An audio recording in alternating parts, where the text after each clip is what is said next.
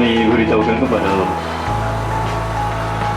Lembaga Pemasyarakatan Masyarakat Kabupaten Aceh Barat tanggal 24 telah memberikan kesehatan kepada kita sehingga kita bisa hadir terhadap perkara zina, yaitu ada dua diambil dari atau dikeluarkan dari sehingga masih berkesempatan hadir pada tempat yang berbahagia ini. Pak Satpol PP yang mewakili Pak Kapolres, bagi masyarakat secara umum agar tidak melakukan tindak pidana, sebuah bukti dan komitmen pemerintah daerah dalam menjalankan syariat Islam di Aceh.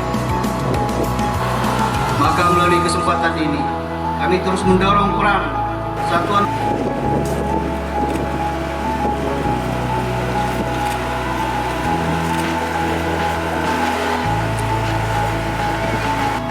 dijatuhi